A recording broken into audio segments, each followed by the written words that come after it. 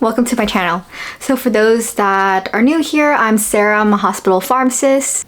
I'm based in the United States in the West Coast, and I graduated in 2020 and have been working for a full year now as a clinical hospital pharmacist.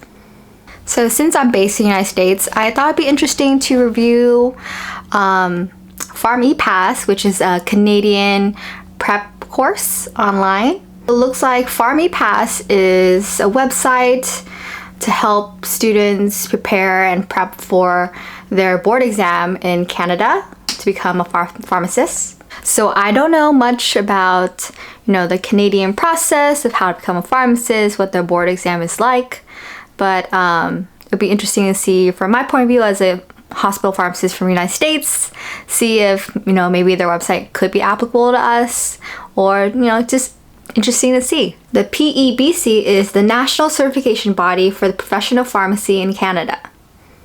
Comprised of two parts. There's exam part 1, which is multiple choice questions, and exam part 2, which seems like it's like an OSCE. Interesting. So it looks like how to become a pharmacist in Canada. You need a bachelor's or doctor of pharmacy degree from one of the 10 Canadian universities. 2, you need to complete a national board exam through the PEBC that I mentioned, the Pharmacy Examining Board of Canada. Except Quebec. Interesting. So this Quebec, they don't need to do that? Comment down below. I have no idea. And then 3, practical experience through apprenticeship or internship program. And then 4, fluency in French or English. And I was told that it's very similar to our prep course, RX Prep. So here, for those that aren't aware, here is my giant RX Prep book. This is generally what we use in the United States. This was offered by my pharmacy school. So I'm pretty sure every pharmacy school in the United States uses RX Prep. RX Prep is more for clinical, and this is what my school offered for our law exam. And fun fact, the author of this book was our professor, so that's pretty cool. Let's see how PharmEPass is like. They're kind enough to let me have a discount code to offer you guys, so my discount code is listed here. It's just SPharmD200. So essentially with this discount code, you'll get $200 off if you sign up for their prep course. I have some Canadian viewers, so hopefully this will help you in your pharmacy career, and good luck. All right, let's take a look.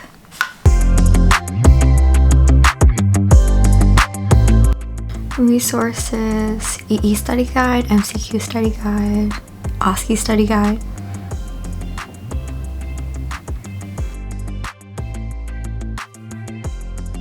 So let's check out the cost.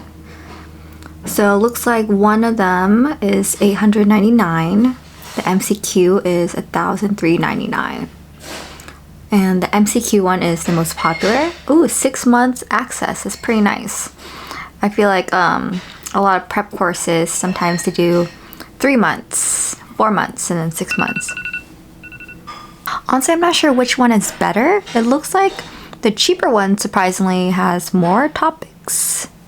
If you look at it, 130 versus 120 plus. Still need to figure out what the difference between the two are.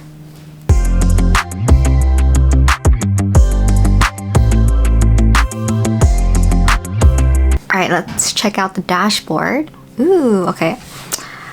That's not my name. This is just a generic, a free version. They let me have full access to test out the website. I like how there's, it tells you how many days into your exam.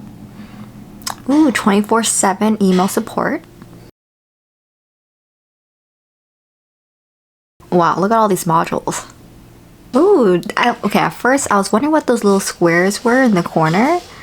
That's clever. It's how many different modules are within that module, and if you complete it and you do well, it turns green. If you do average, it's yellow, and you need to redo it, it's red. Since I'm a very visual learner, I think that's a clever way. I also love checklists and just completing things out. So I feel like it would motivate me to fill all those blocks green. I like that. It's cool. Okay, now for performance tab. Ooh, okay. Shows you what you completed, what you haven't yet, gives you a percentage score. I like how it breaks down your weakness and strengths too. That really helps out. And I believe RX Prep had something similar to this too. All right, let's check out some of these mock exam questions. Bioavailability, IVs, okay. Nice, that's a pretty solid question, 100%.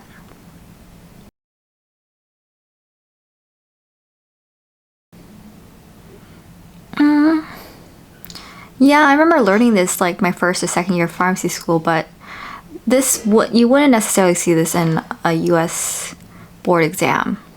Ingredients, disintegrant, again, pharmacy school, but I didn't really see that on my boards. Okay, this one for sure is a board question. This is really good. Hypercalcemia.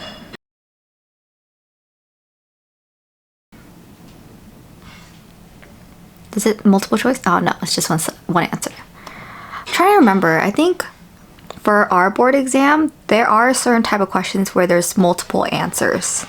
So that's what makes it a little bit difficult. I wonder if for the Canadian board exam, if it's all just one single answers. Okay, receptors. Again, this is more like pharmacy school, but not necessarily boards. Ooh, okay. Oh, I remember this. Parietal cells, I'm pretty sure. I'm not sure if that question's relevant.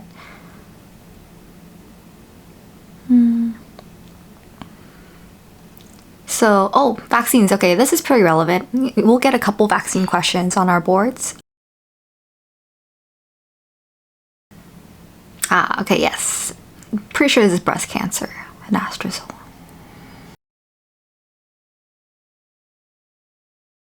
Okay, calculations is a big thing. So for us, was it NAPLEX? I think NAPLEX is pretty calculations heavy. A lot of biostats embedded within our clinical board exam. So these are good type of questions. Calculator. Okay, I think the calculator on our board exams, the option is it's almost like a scientific calculator. I kind of wish they had a scientific calculator on their website. Maybe that's one thing I would suggest that they fix. Unless the Canadian board exam, they just give you a generic calculator, then okay, keep that. I guess it's based on the type of board exam. I only answered a few questions that I thought were relevant. So, nice. Okay, cool. Bioavailability is correct. Parietal cells, got it. I do like how they break it down, straightforward, what you got right and what you got wrong. All right, let's check out the modules. So there's always a PDF explaining the topics, and then they have a video option. Okay, so these are pretty good, like background explanations of the system.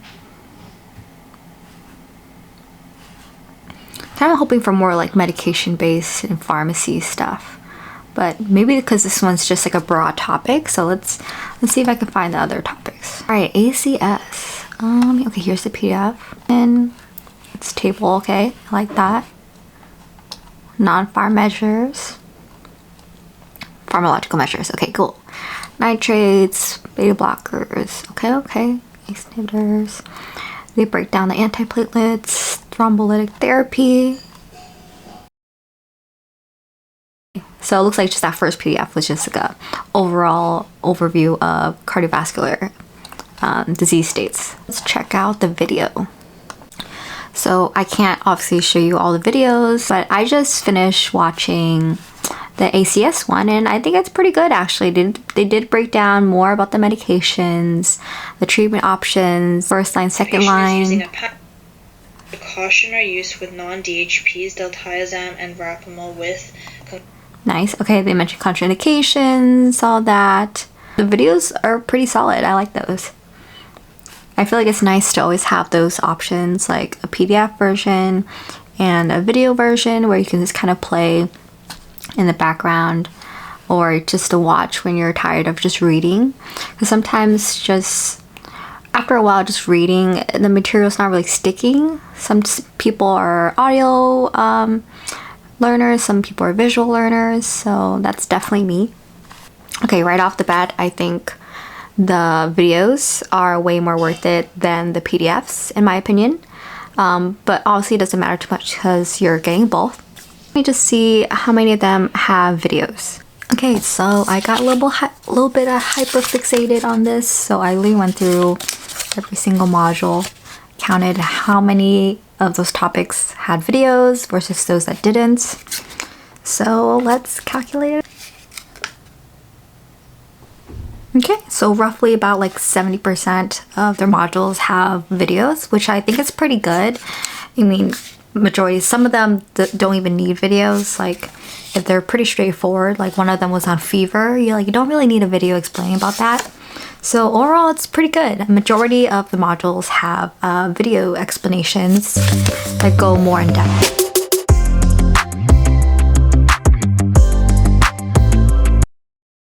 Hey, so I just finished work. I forgot to close out the video, that's why I look a little different. But yeah, just a quick summary. I overall think this website's great. If you're Canadian, I say go for it. It's worth the investment to make sure that you pass your board exams. You definitely don't want to take the risk of failing, having to wait to retake the exam, and just wasting a whole year of not being able to start working. For those of you that are based in the United States, I'd say it's a good supplement to add on to RX Prep and all those other prep courses, but I wouldn't necessarily replace it just because it's a little bit different in terms of the questions. Of course, some of them pertains to the Canadian law and we're from the United States, but it doesn't hurt to, have an extra set of help. I know as broke pharmacy students, we try to save as much money as we can. But I always tell people in terms of your board exam, time is money in the sense that you want to be able to pass with that first try, just so that, let's say if you have a residency lined up or you have a job lined up, they want you to be licensed by a certain amount of time. So you're at risk for losing those positions if you're not able to pass your boards on time. All right, thank you for watching.